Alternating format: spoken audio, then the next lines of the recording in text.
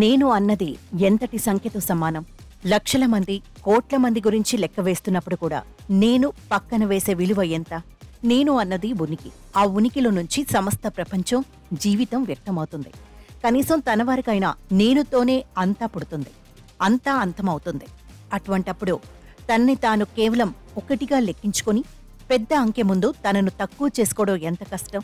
ఇతరులను కాపాడడానికి సాహసం చేయడం సరే, అందుకు సిద్ధపడినప్పుడు తనకు తాను చెప్పుకున్న సమర్థన అనేక ఇతర ప్రాణాల ముందు తానొక్కడే కదా ప్రాణాలకు తెగించినందుకే కాదు, నేనును జయించిన ఈ సమర్థన వల్ల కూడా సుభాన్ మనందరి ఆరాధనలకు అర్హుడు. ఒక ఉదాత్తమైన మానవీయత తారసపడినప్పుడు దైనందిన అత్యల్పం నుంచి ఉద్ధరింపు దొరికిన తన్మయ భావన కలుగుతుంది.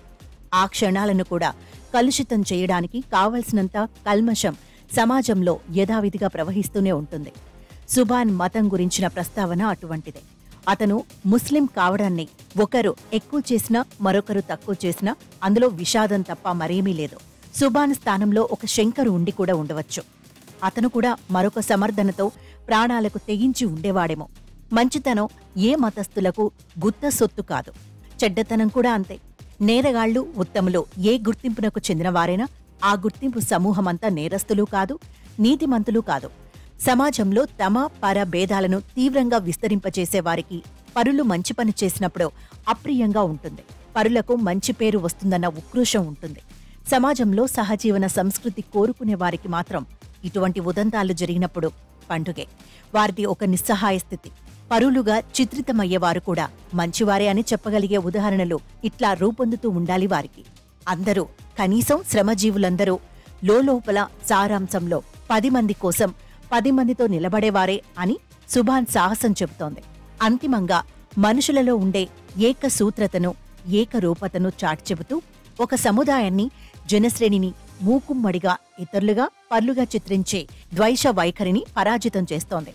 కాని ఈ విలువను నిరూపించడం కోసం మంచివారిగా, త్యాగజీవులుగా ఉండే నిర్బంధ భారాన్ని ఆ పరులు మోయవలసి రావడం విచారం కలిగిస్తుంది. ఎంత మంచితనాన్ని కుమ్మరిస్తే నిర్మించి నిర్మించి వదిలిన రాక్షస ముద్రలు తొలగిపోతాయి.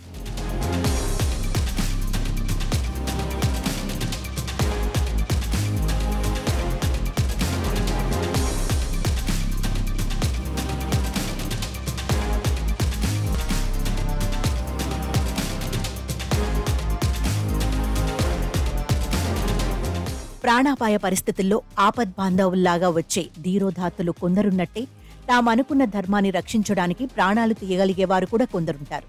వారిలో గోరక్షకులమంటూ ఆయుధాలతో సంచరించేవారు కూడా కొందరుంటారు. వారికి గోవుల రక్షణ ముఖ్యం. అందుకోసం స్వచ్ఛంద సైనికుల్లాగా ఎక్కడెక్కడ పశువుల రవాణా జరుగుతుందో, ఎవరెవరు పశుమాంసం తింటూ ఉంటారో నిఘా వేసి పట్టుకోవడానికి ప్రయత్నిస్తారు. పట్టుకునే క్రమంలో, ఆగ్రహం ప్రకటించే క్రమంలో మనుషుల ప్రాణాలను తీయడానికి కూడా వారు వెనకాడరు. చట్టాలను కూడా ఖాతరు చేయని గాఢమైన విశ్వాసం వారిది. హర్యానాలో పోయిన సంవత్సరం పశువుల రవాణాదారులు అన్న అనుమానంతో ఇద్దరిని వారి వాహనంతో సహా దహనం చేయడం, అనంతరం జరిగిన హింసాకాండ తెలిసిందే. పరిస్థితి ఏమీ మారలేదు. ఈ ఆగస్టు నెలాఖర్లో పాత సామాన్లు అమ్మి బతికే ఒక వలస కార్మికుణ్ణి ఈ గోరక్షకులు చంపేశారు. అతను బెంగాల్ నుంచి వచ్చాడు. బీఫ్ తిన్నాడని అతని మీద అభియోగం. ఈ సంఘటన మీద నిరసనలు వినిపించినప్పుడు హర్యానా ముఖ్యమంత్రి నాయబ్ సింగ్ సైని దిగ్భ్రాంతికరమైన వ్యాఖ్యలు చేశారు. ఆవులంటే వాళ్లకంతటి భక్తి, వాళ్లను ఎవరు ఆపగలరు అన్నాడాయన. ఇటువంటివి జరగకూడదు, ఇటువంటివి చేయకండి అని అన్నారు తప్ప చేసిన వారిని చట్టం ఉపేక్షించదన్న మాట అనలేదు. ఆ ఘాతుకం సరే, దానికి మించి బాధ కలిగించే అంశం ఆ హత్య చేసిన వారిలో 2 మైనర్లు ఉండడం. ఎటువంటి తరం తయారవుతోందన్న బాధ కలుగుతోంది. బీజేపీ దట్టిస్తున్న ఆవేశాల వల్లనే ఇటువంటివి జరుగుతున్నాయని టీఎంసీ నాయకురాలు మహువా మొయిత్రా అన్నారు. కాని బీజేపీ నేతలందరూ సైనీలాగా మాట్లాడలేదు. ఇదేం అన్యాయం? ఇందులో గోరక్షణ ఏముంది? ఇది మానవత్వానికి అవమానం. పోలీసులు కఠిన చర్య తీసుకోవాలి అన్నారు బీజేపీ ఎంపీ ధరంబీర్ సింగ్. చూపు పూర్తిగా కలుషితం కాని రాజకీయవాదులు లేకపోలేదు. ఈ సంఘటనలో హతుడు నిరుపేద. అతని మతమేమిటో స్పష్టంగా తెలుసును. అతను బీఫ్ తిన్నాడో లేదో కాని తినడానికి ఆస్కారమున్న పుట్టికే అతన్ని చంపడానికి కావాల్సిన ఆధారం. అతన్ని ఒక మనిషిగా, అతనిది ఒక ప్రాణంగా చూడడానికి ఆ పుట్టికే ఒక అవరోధం.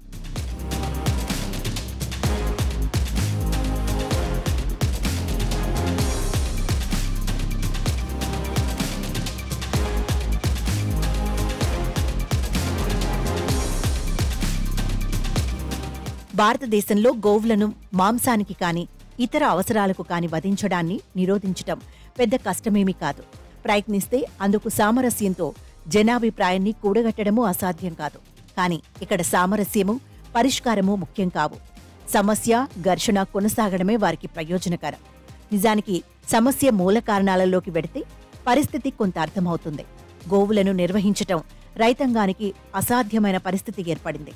పశువులతో కూడిన వ్యవసాయం బాగా జరిగే రోజుల్లో కూడా శ్రమ చేయలేని, పాలివ్వలేని పశువులను రైతులు విక్రయించేవారు. సంక్షోభంలో ఉన్న రైతాంగమే గోవులను అమ్ముతోంది.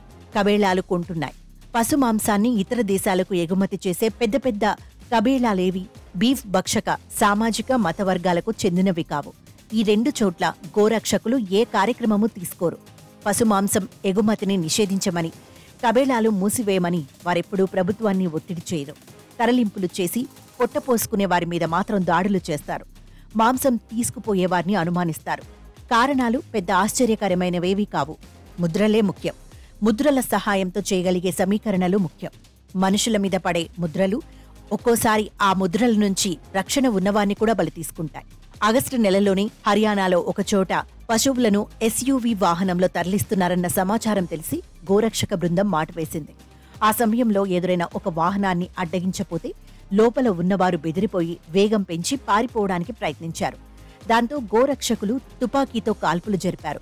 ఆ ఘటనలో వాహనంలో ఉన్న 12వ తరగతి విద్యార్థి ఆర్యన్ మిశ్రా చనిపాడు. బహుశా ఆ సమయంలో వాహనంలోని వారిని గుర్తించడానికి గోరక్షకులకు వీలు కాలేదో, రూపురేఖలు అందుకు అవకాశం ఇవ్వలేదో. అనుమానితులు, అమాయకులు అందరూ ఒకే రకంగా కనిపించడంలోని శారీరక సారూప్యత ఒక్కసారి హంతకుల చేత పొరపాటు చేయిస్తుంది. భారతదేశపు ముఖాలలో ఇంకా మత విభజన జరగలేదు.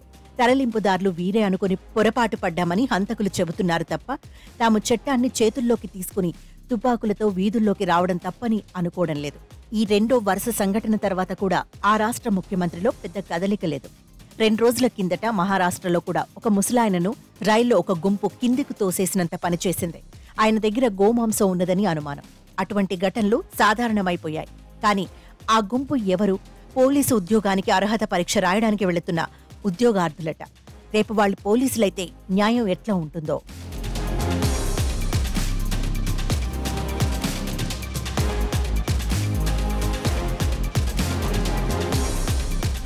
ఈ సంఘటనల్లో మృత్యువు కంటే, హింస కంటే దేశవ్యాప్తంగా అది వ్యాపింపచేసే భయము, పరాయితనమే ఎక్కువ బాధిస్తుంది. అంతో ఇంతో సఖ్యత, సహజీవనం ఉన్న దక్షిణాదిలో కూడా విభజన రేఖలు వెలుస్తున్నాయి. మంచి చెడ్డలను చట్టం కాక విశ్వాసాలు నిర్వచించి అమలు చేస్తున్నాయి. మూసలను బట్టి, ముద్రలను బట్టి మనుగడలు నిర్ణయం అవుతున్నాయి. విభజనల మీద ఆధారపడి రాజకీయ, ఆర్థిక పరమార్థాలు చెలరేగిపోతున్నాయి.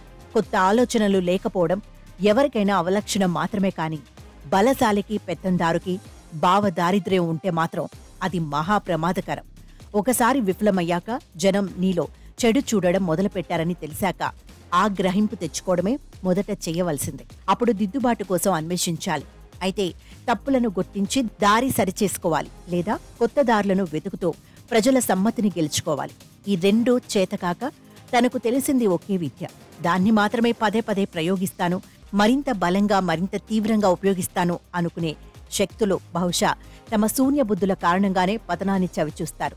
హర్యానా, మహారాష్ట్ర రెండూ త్వరలో ఎన్నికలకు వెళుతున్న రాష్ట్రాలు. ద్వేషాలను మరింతగా పెంచి లాభపడదామనుకునే రాజకీయాలు గెలుస్తాయా? విసిగి వేసారి లోగుట్టు అర్థం చేసుకున్న ప్రజలు గెలుస్తారా అన్నది చూడాలి.